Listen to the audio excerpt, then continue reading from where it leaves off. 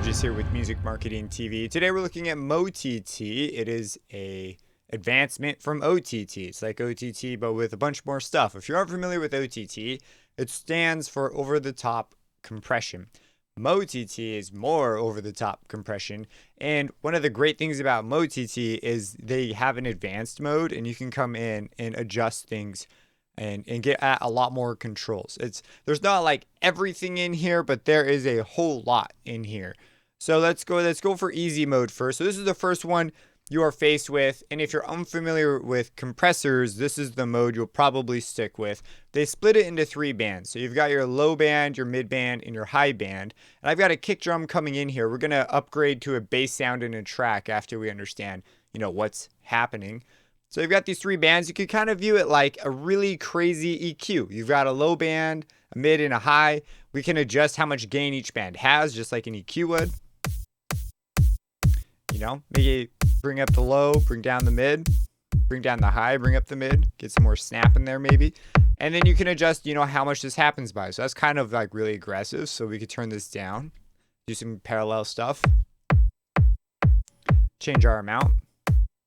And then compressors have attack and release and all these different things. Well, they've got a timing control down here that will deal with that for us. So we could go ahead and dial this back. And hear what that sounds like. It's some more highs in there. Bring it up to be much slower. So hopefully that gives you a quick vibe of what these things do. I mean, they're not too crazy. You've got a tone control. You basically see this as an EQ. You can add low end, take away high end, or add it. It's up to you. The amount, do some parallel stuff. You've got some presets over here as well, just right off the bat. But there is a very nice preset folder here. So if you want to come in here and dig through some presets, you can. There's a lot of really nice ones in here for a couple different situations. And then you've got some basic options here for clipping, changing the knee of the compressor, and the RMS versus peak, which one it's using. So this is the simple mode or the easy mode. This is not the mode I tend to use because the other mode really does have some really neat additions. So we're going to go over to advanced mode. So this is advanced mode. At this point, it's worth pointing out you can resize this if you're working, you want it bigger, you can. It's nice with so many controls on the screen. So all the same controls are there, only now we're given a few extra things. The big thing that's really cool is we're given more control over the attack and release on a per band in a global setting. We're also given control over the 2 compressors on each band. So OTT, fundamentally, there is a compressor on the low end. There's a bottom compressor, and this bottom compressor does upwards compression. Upwards compression turns sound up or down if it's below the threshold. So let me show you real quick. We'll move everything globally here. So right now, here it is. They're all right here. Let's put them all like kind of on the same level so that they're all sort of working together. And what this is going to do is it's going to say when the threshold, any sound that's below here is going to be affected.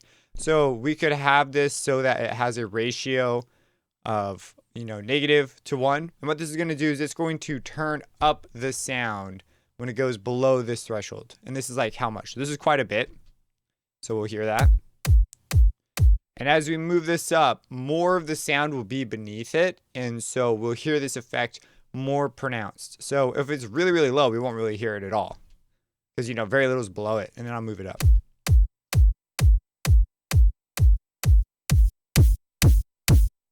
Yeah.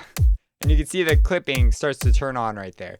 The clipping, by the way, is set per band. You can do that here now. Before it was kind of like, taken care of for us.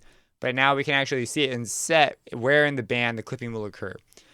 So we'll come to the clipping here in a second. So that is the upwards compression. It turns sound up if it's below. You can have it be a downward expander, which is the same thing. It still works on, let's change it using the global setting here. So all 3 bands go. So what this is going to do is if sound is below it, it's going to turn it down by a certain ratio, whatever you set here. So this is a very high ratio, 1:20. So let's just hear that. And as we bring it up, more sound will be below it, and it will therefore cut out more of the sound. You can hear that.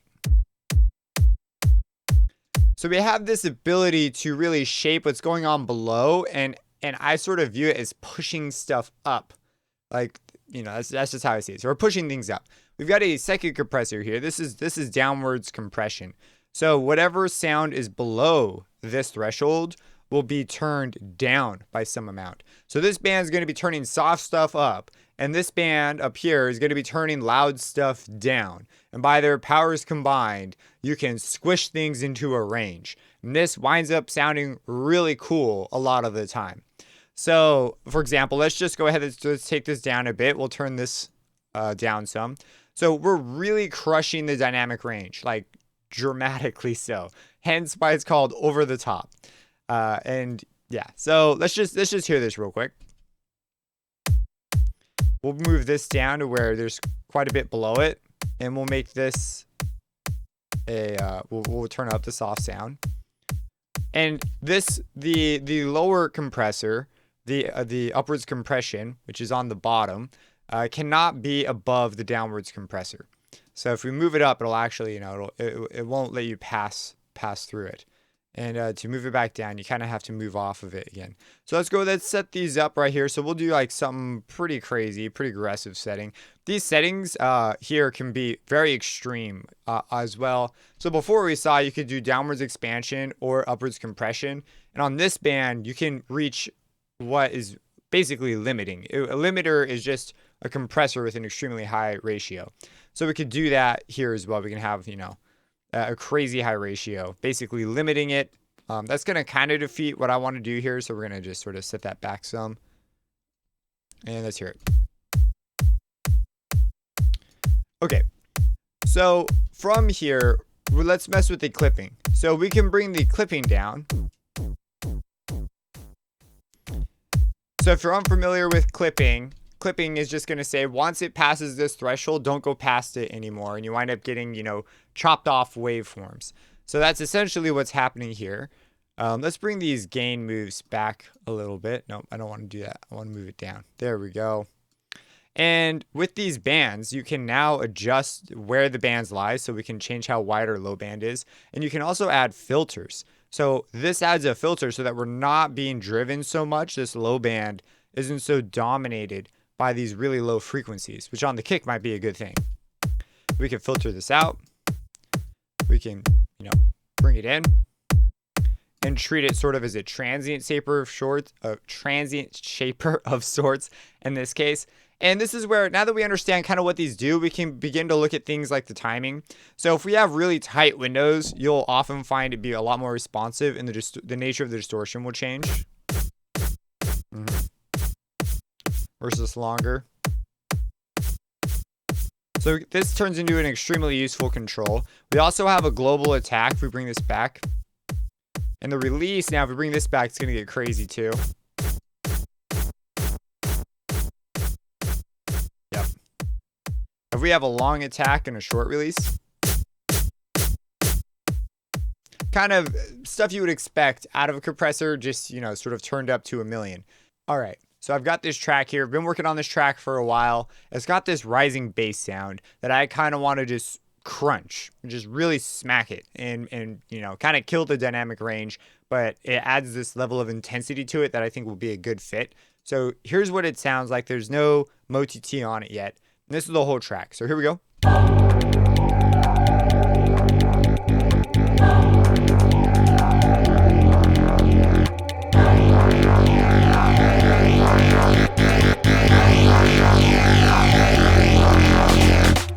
Yeah, so very, very nice. Let's just look at the bass sound and let's add the mott now. So first thing I want to do is see, hey, is there a preset that can get me close? There's a couple good categories for this particular case. The master category, even though, you think of a master channel, actually has some great stuff for this.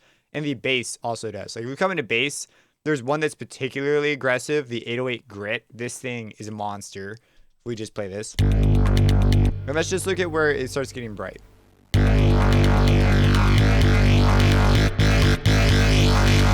We've also got crunch. Maybe I was thinking of crunch. Oh, it might have been crunch. I know one of these really stands out above the rest. Yeah.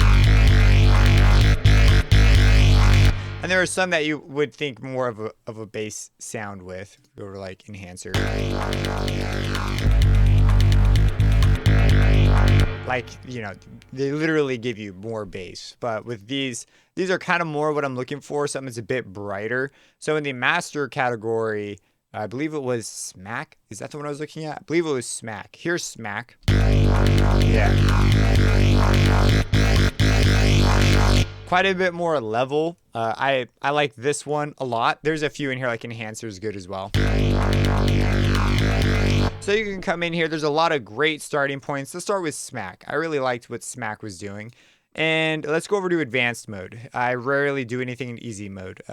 Advanced mode is really, really nice.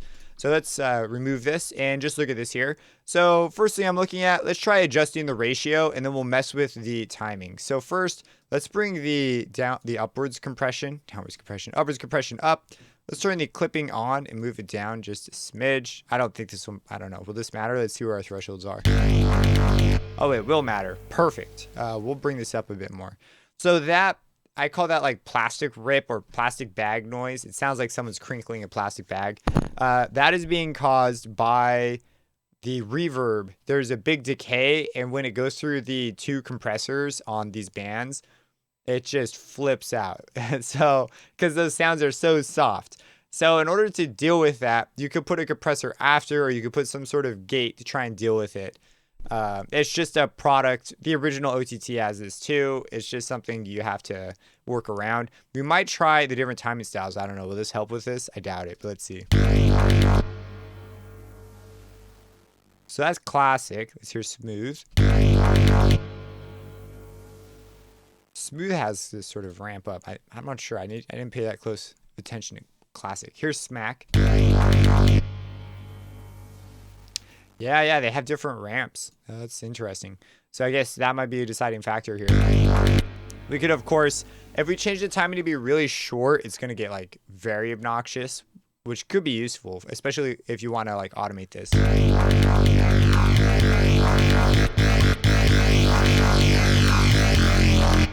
Here's smooth.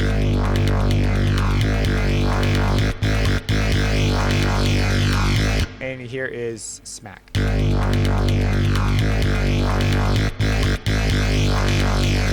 I'm personally a fan, usually of classic. I do like the shorter time. Let's go for something a bit longer than that.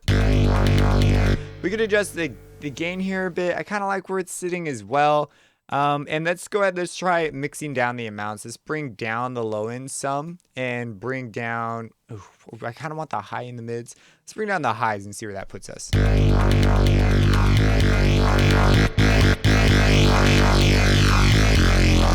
Maybe actually, the mids might have been the right call. I kind of like what the mids are doing there. Let's bring down the downwards compression here. And then we could always pump it up after if we want. They've got some tone moves here too. Let's go ahead. Let's remove the low.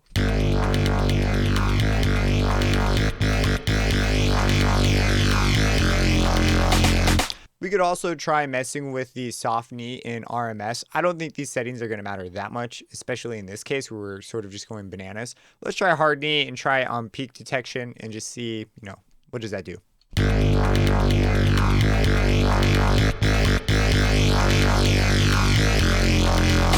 We'll put these back.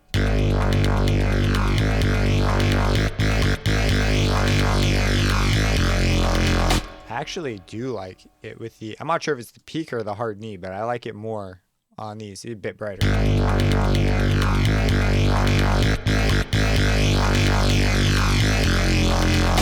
And then at this point, this is where, I'd call it good and move on. It's not a super complicated effect. I mean, the things that are going on in here, the first time you look at them can be very intimidating, but that's my general workflow. I'll come in here, I'll find a good starting point usually.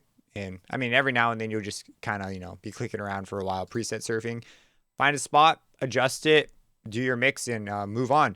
And grabbing this sort of a tool is kind of a judgment call. If you want something that's going to be this intense, where another Slate plugin might suit you much better. They've got a ton of great compressors and things. But here in this case, I think this is a great fit for this particular kind of a sound. It's what you typically think of when you think of, an OTT style compressor. So that's the mott. If you have any questions about this, feel free to drop them down in the comments, subscribe, and hit that bell icon for future videos. And have a blessed day.